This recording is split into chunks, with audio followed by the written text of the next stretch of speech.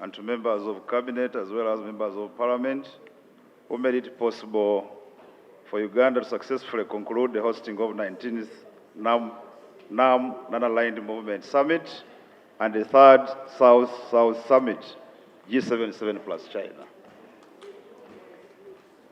Right, Honorable Speaker, I'm before you to provide a statement on the welfare of Ugandans abroad, which is one of the most important constraints of our country, particularly taking into account their remittances back home have supported the efforts in the economic transformation of Uganda.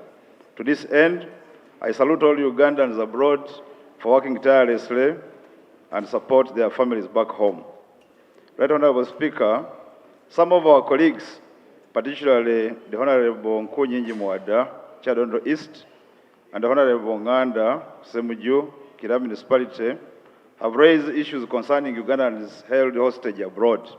I commend them for being at the forefront of supporting our citizens abroad and also bringing this matter on the agenda of Parliament.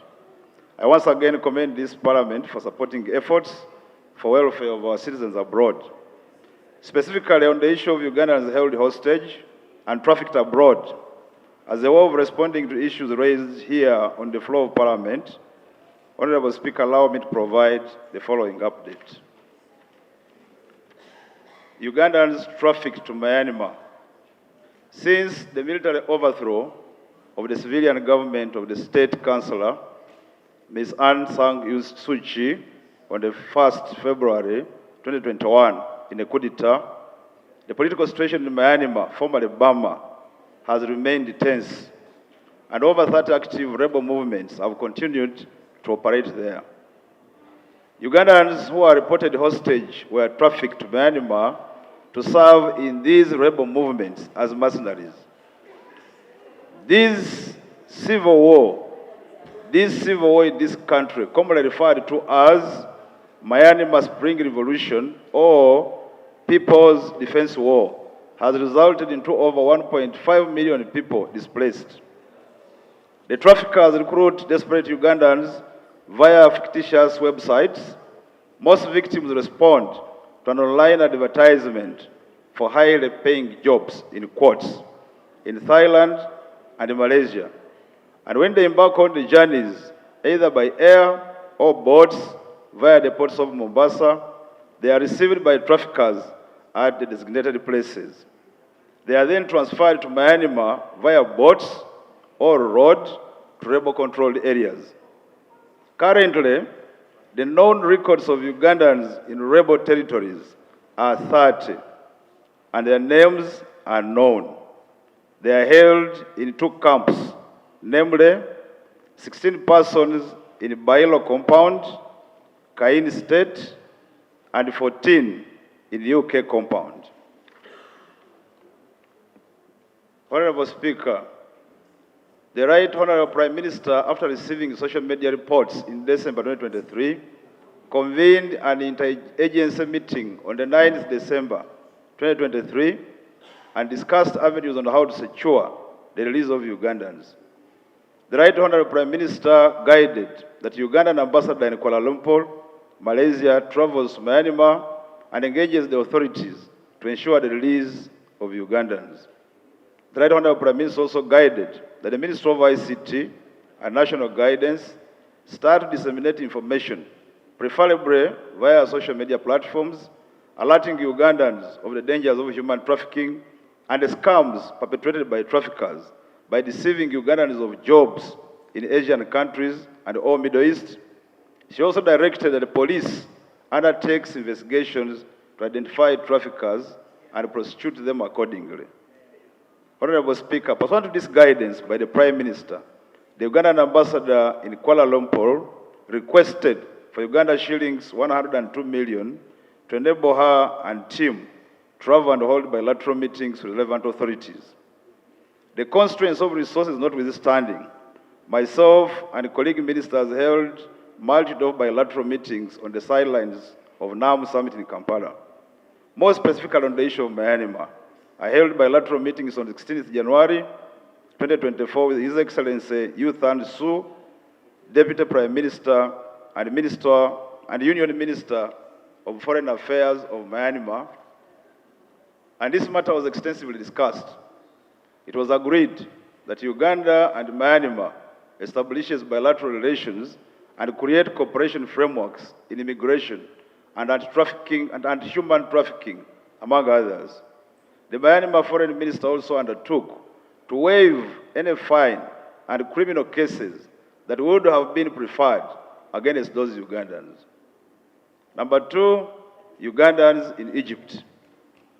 In September 2020, that all foreigners who are staying irregularly and illegally must regularize and legalize their stay by December 2023, or else leave the country.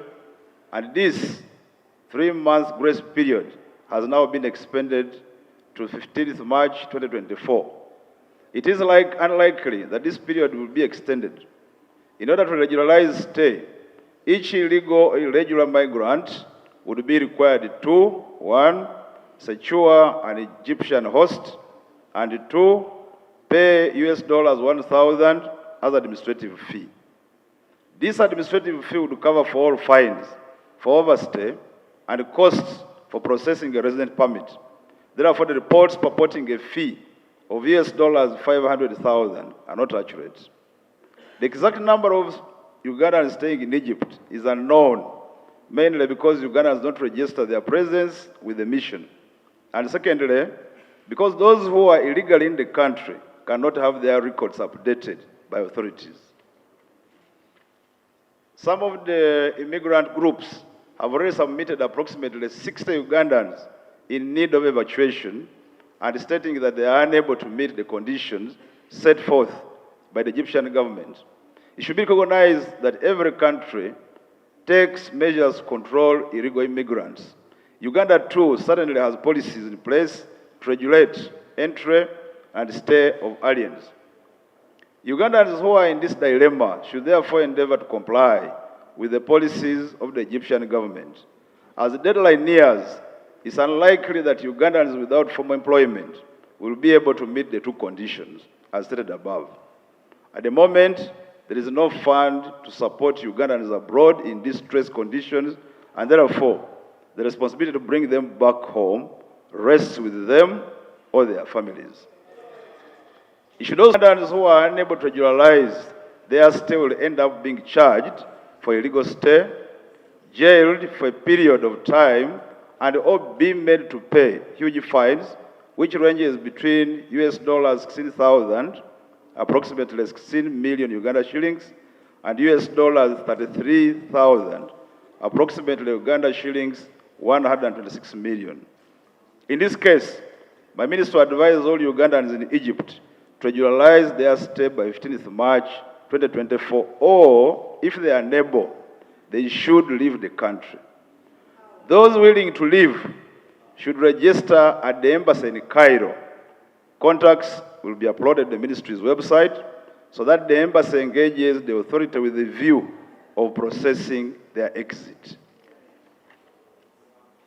Number 3, Ugandans in India. Currently, the Ugandan High Commission in New Delhi indicate that they have up to 200 stranded Ugandan ladies, mostly victims of human trafficking, who want to return home but are unable due to lack of funds to purchase air tickets.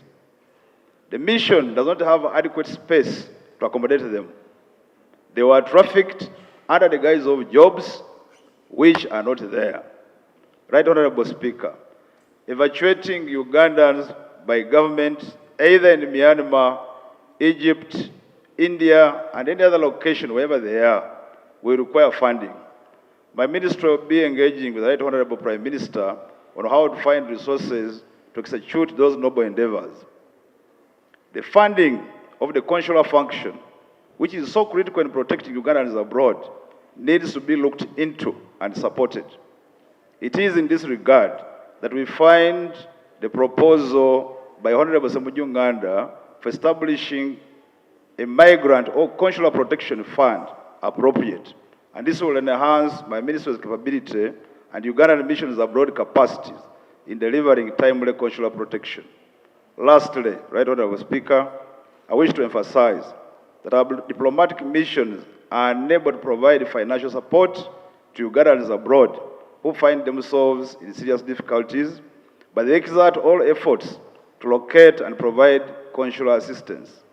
It is therefore imperative that in the next financial year budget, 2024-25, Parliament will appropriate adequate funds for supporting consular protection for her citizens abroad.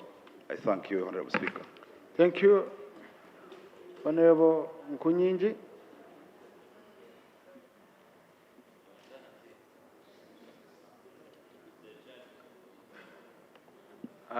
Thank you, Right Honorable Speaker. I want, on the onset, Right Honorable Speaker and members, to thank the Minister for the partial honesty, because his statement confirms that actually Ugandans are detained by rebel groups in Myanmar. Secondly, that there are several Ugandans detained across the diaspora, mostly in the Middle East. I only wish to state that I thought the full minister, General J.J. Odong, would have used this opportunity to come and make his maiden speech. He may even be reshuffled before making a maiden speech on such a critical matter. He has not appeared for the last 2 years. Now on the statement, Right Honorable Speaker. Is there a reshuffle, Honorable? Are you planning a reshuffle? Right Honorable Speaker, good governance requires change of guards. Just proceed, Honorable. Right Honorable Speaker, responding to the report, one, on matters of NAM and G77 plus China, as mentioned by the Minister in his preamble, I presuppose that may require a comprehensive statement to this House, not hiding it under the cover of this response. Thirdly, Right Honorable Speaker and colleagues, the statement purports to leave the role of giving travel advice to the Minister of ICT. Our embassies and the Minister of Foreign Affairs cannot abandon this noble duty. Whereas there might be insecurity in different parts of the world, but the Minister of Foreign Affairs and our embassies ought to give regular and timely travel advice to Ugandans. Equally, on the number of Ugandans detained by rebel groups in Myanmar, the Minister has mentioned a figure of 30 without a methodology. But he was quick to add that actually there are several rebel groups. I want to state that several Ugandans are in different compounds, not only Bairo and UK compound. These rebels operate compounds as camps, and many Ugandans are disputed in various camps within Myanmar. We still sustain and retain that the number of Ugandans, from our counting, is 450, and they are likely to be more. We have the names, though we have not seen the annexed years, the Minister alluded to of the names, but we equally have a number of those names. Also, in terms of the appropriate response and position, whereas the Minister is alluding to a meeting by the Prime Minister. However, Right Honorable Speaker and members, the matter at hand is urgent. These are Ugandans in the hands of rebels. Establishing bilateral ties with Myanmar is welcome. However, we must also address immediate concerns, because establishing bilateral relations is a comprehensive and a longer process. These are Ugandans who are at risk of life and death. We must look at immediate and remedial and urgent measures to rescue these stranded Ugandans. And Chair, to this, Right Honorable Speaker and members, to this effect, it is our humble proposal that this Parliament can institute an ad hoc committee to urgently address this matter, because we realize that Cabinet and government is failing to come up with a comprehensive statement on how to ably negotiate the release of these Ugandans. And the negotiating the release of these Ugandans may not only be with the government in Myanmar. These are Ugandans in the hands of rebel groups. We must also see some measures of reaching out to now these rebel groups, because they are hosting Ugandans, and this is a question of life and death. Lastly, second last, Right Honorable Speaker. Honorable colleagues, let's listen to a honorable colleague. If you want to speak, you are honorable. Thank you, Honorable Speaker. And actually, their minister spoke. Now I'm a shadow minister. This is our position as opposition, which I beg that you listen. It is for the interest of our country and Ugandans. On the number of Ugandans detained in India, the 200 who are stranded, we find the statement of the minister very shallow and very dishonest. You cannot say that Ugandans in India and those in Egypt are on their own and they should find the means of returning on their own. These are Ugandans under distress. Uganda has a national carrier, a Uganda airline. When it comes to repatriating Uganda nationals who are stranded and distressed abroad, let's discuss it with the boldness and with honesty, not just focusing on just offering answers. These are Ugandans who are detained. We have a national carrier which does not even make profits. But at least we can utilize it to repatriate and support our stranded nationals. Lastly, Right Honorable Speaker and members, Ugandans who are stranded and detained in Egypt, the minister was open that he cannot recollect the number. But I want to state so many Ugandans are in detentions in Egypt and in other parts of the Middle East. But nevertheless, when it comes to the policy measures, we talked about a fee of 500 that has been made compulsory for them to pay.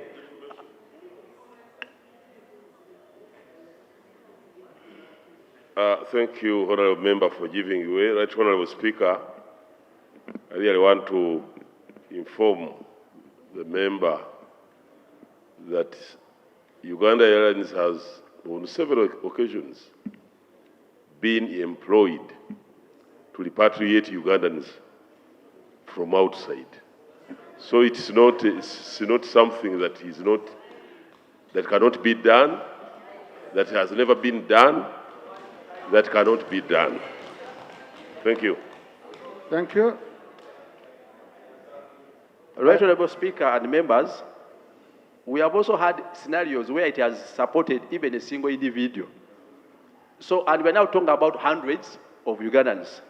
Right Honorable Speaker and members, on Egypt alone, the minister mentioned fines which Ugandans are destined to pay of $16,000, that is 60 million, or to $33,000, that is 126 million. These Ugandans are largely domestic workers. They can't pay this money. We are questioning ourselves for all this long. Where was the Minister of Foreign Affairs to either give advice to Ugandans or engage countries of the world, including Egypt, on better bilateral treatment and bilateral relations, especially labor-related treatment? We want to put it on record that Ugandans are more likely and will more likely fail to comply with the 15th March 2024 deadline. And in such a scenario, they may be required now to pay 126 million each. This is impossible and outrageous. The Minister of Foreign Affairs cannot say and cannot come and brief Parliament in an open statement that they are on their own and their families. That is outrageous. We must have a honest position on how best the Ministry of Foreign Affairs and government is going to address this matter. Thank you, Honorable. Honorable, just wait a bit. You know, this is a very sensitive docket. This is a docket in most parliaments and in most countries, whereby there is constant communication between the shadow minister and the cabinet minister. Because most of these issues, when you open them up here in Parliament, you might end up causing diplomatic issues between nations and all that. So to begin with, I want to encourage Honorable Murumba, always reach out to your colleague. Honorable Nkunyinji, always reach out to your colleague. Then we come on the floor on issues which we feel should come here, okay? Or one has refused to listen to another. Being a shadow minister is a very, very important post. And I hope we respect each other across, across the right. Number two, I think it should be a policy of, it is a policy of any government and even any parliament to encourage its citizens in foreign countries to respect the laws of those foreign countries, to respect the laws of hosting countries. If we risk here on the floor of Parliament to insinuate and give sort of a picture that government of Israel, of Egypt has said regularize, and for us we are saying, no, even if you don't regularize, we shall come in to help. You know, people must know they have obligations where they are. Then, once we find a situation, we can come in. But here, a minister, really, I will disagree with you, Honourable Minister. If you went on this floor and you say, no, if they don't meet the deadline, we shall come in, we help. These are people who we shall be encouraging them indirectly. Let the time elapse, and then the minister will see how best they can handle. Otherwise, we might indirectly encourage people to remain. I was in Bahrain, and Ugandans knew I was in Bahrain. I didn't know there were even Ugandans. I voluntarily bought tickets for 28 of them as a person. Okay? As a person. Some of them, when I said I'm issuing tickets, pulled out. They said, we want money. But I think we met them with some MPs. Honorable colleagues, I have some of you who joined me. Honorable Mero, you're the one who called me from my hotel to come and meet Ugandans, and they told me they were stuck. I volunteered. Some of them, when I said I must give actual tickets, they said, we want money. Even these people are sharp. Even these people are sharp. We have to be. I'm trying, honorable colleagues, to be cautious with this. Finally, the issue of the annex, which we are sharing here, I'm really cautious on this record here, Honorable Minister, listing the name of a person here publicly that he's a rebel held in Myanmar, openly. I think that list shouldn't be it. You refer to the annex, you didn't put it, but you shouldn't. You can even share, you can always have a way of having that list. We confidentially handle it, you look at it, you compare, then you also share the one you have, but without putting people's names here. We might put them in trouble. Honorable Lop? I do agree. We might not have to publish these names for their own safety and also to make it easy as we are trying to have them repatriated. But like you have guided, that list should be availed somehow, confidentially, so that it eases the process of making sure we get these people back home. The Speaker can guide on who should be availed that list, but at least the list should be availed, because now as Parliament, we are getting involved, yeah? That's one. Two, Honourable Speaker, there is need for clarity.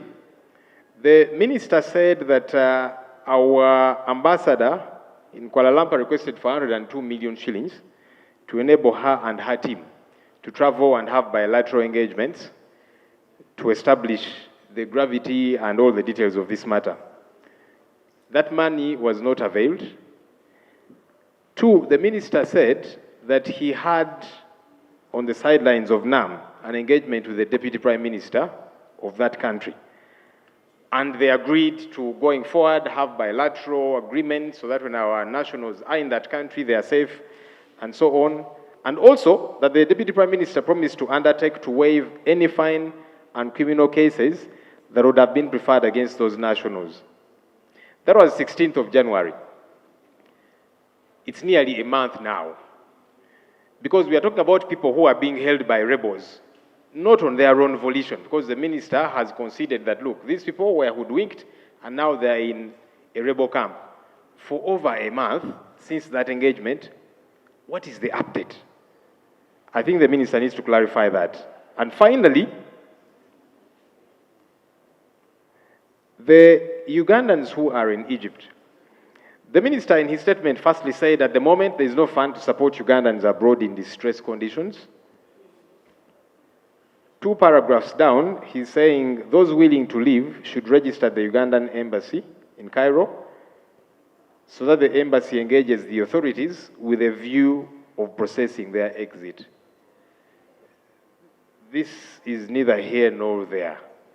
Could you clarify exactly? Because these ones are in distress. They don't have money to get them back. They don't have money to legalize their stay because the money needed for that is a lot more. And should they stay beyond the period agreed, they're going to pay a lot more money. So they want to return. You're saying you don't have money, but you're saying come, we'll process. What does that mean? They need to know how to follow up. Thank you.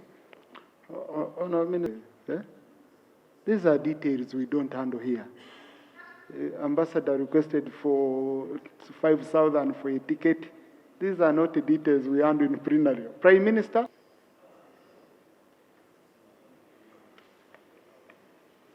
Right Honourable Speaker and colleagues, I want to thank the Minister for the statement and all the speakers, including the Shadow Minister.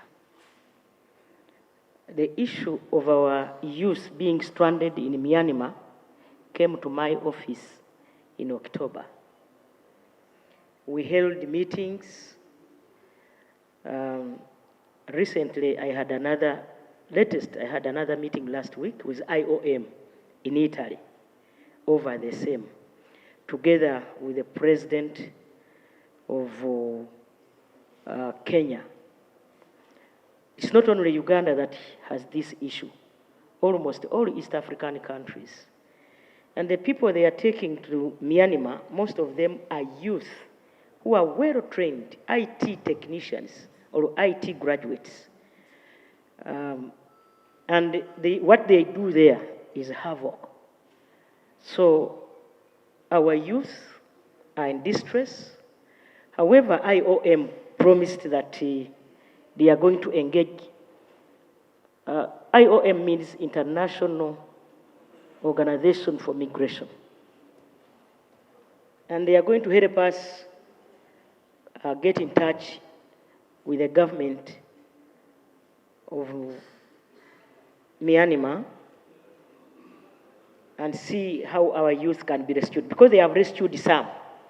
I'm told in Uganda here they have rescued like 4 who are already here.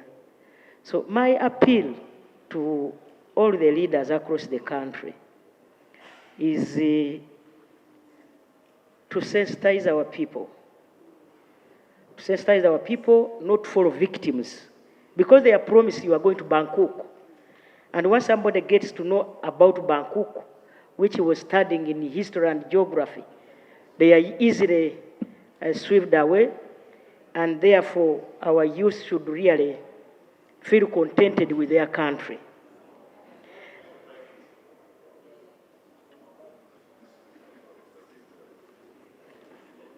Thank you, Right Honourable Prime Minister, for allowing that I seek this clarification. You know, we should not be in abeyance. The Minister's statement, which is on the record, is saying, number one, our ambassador has to go. She has not been facilitated to go. The Minister says he met the Deputy Minister, Prime Minister of the country, and they agreed on how to process this matter. Prime Minister, you're saying you are going to engage IOM. No, I already engaged. But your statement was that you're going to engage. Okay, so it's important that we have harmony, and that's the clarification I'm seeking. What should we bank on? Are we banking on IOM? Are we banking on the Deputy Prime Minister? But also, specificity in terms of time. Because these are people who are held in a rebel camp. Even one day could be very dangerous. So we want very timely update on what's happening. Cannot commit in terms of time because IOM is an independent international organization. Secondly, honorable colleagues, I organized a meeting here in the country with the ambassador our ambassador in Kuala Lumpur. All these suggestions the minister is bringing came up under my chair. Honorable Speaker, I want all of us to note that our children are before rebel groups. They are in captive. And so we have to handle this issue with a lot of care. Because we can put their life at stake. I don't know which other statements the minister made here because I came in a little later because we were having cabinet. Honorable Speaker, we have also involved Interpol together with our ESO operatives. Something is being done. It's not that government is just watching and we're doing nothing. We are doing something. But we cannot give timelines here because we are not in charge of all those, the government of Myanmar, we are not in charge of it. Even members, we are not in charge of the labels. Thank you. Thank you so much. Colleagues, I'm commanded by Rule 41.